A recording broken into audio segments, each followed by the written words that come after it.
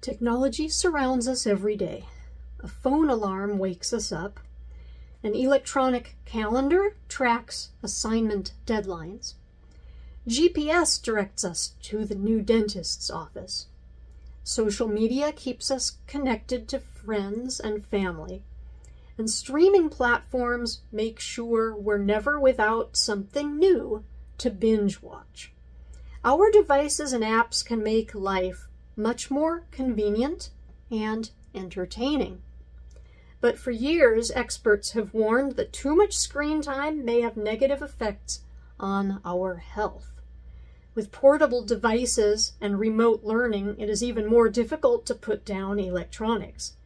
Being intentional about how and when to unplug can help teens and young adults to protect their physical and mental well-being in a world where screens and technology are increasingly becoming necessities rather than just conveniences.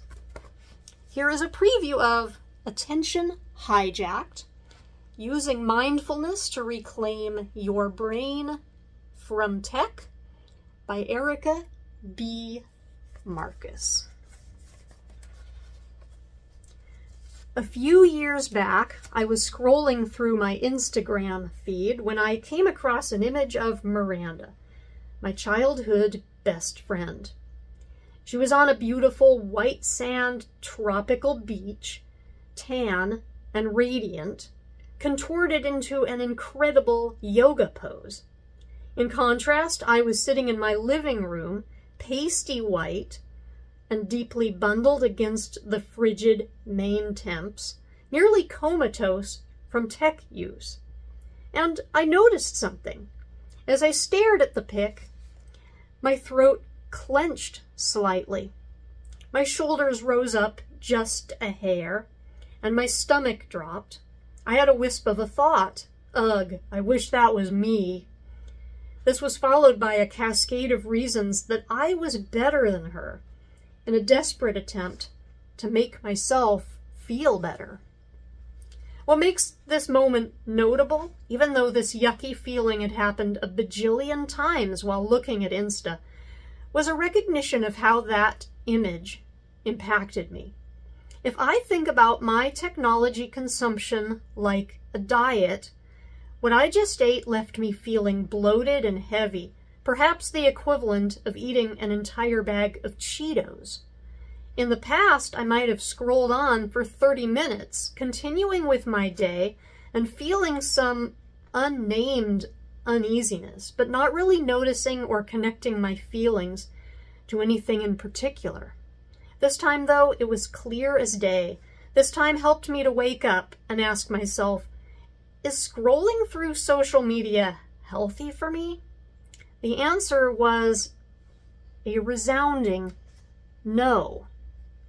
So then I deleted all the apps and never got on social media again. Yeah, right. What is true is that this was the beginning of a long process of really waking up to how my technology use was impacting me. I was able to start noticing when my face felt hot and my muscles clenched because an email triggered me before shooting off a fiery response. I could acknowledge the way my mind felt deadened and my body stiff after allowing Netflix to autoplay the next episode for the 8th time. I recognized that if I woke up and looked at the news on my phone first thing in the morning, I was extra grouchy toward my family as I got ready to teach school that day. On the flip side, my awareness of some of the ways tech really served me grew as well. I was able to notice that I felt empowered by calls to action posted by friends who were promoting social justice. I was grateful for the electronic calendar that reminded me of a forgotten appointment I was supposed to go to in 30 minutes. I appreciated being able to go to a new city and use social media to easily connect with friends who I hadn't seen in years. I felt giddy and joyful from watching some of my favorite stand-up comics perform in cities across the country from the comfort of my living room. And especially as we braved the COVID-19 pandemic, I deeply appreciated being able to connect with my students, family, and friends over Zoom. Over time, gaining awareness of how my tech habits were impacting me gave me freedom and control over how I engaged with technology. It has not meant that I stopped using it altogether. It has not meant that I have completely stopped all my unhealthy habits. Just as I still sometimes eat Cheetos, I still sometimes mindlessly scroll through Instagram.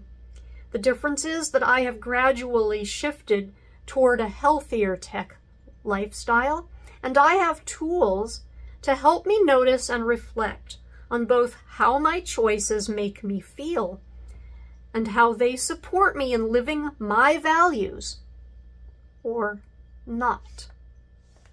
And this has been a preview of Attention Hijacked.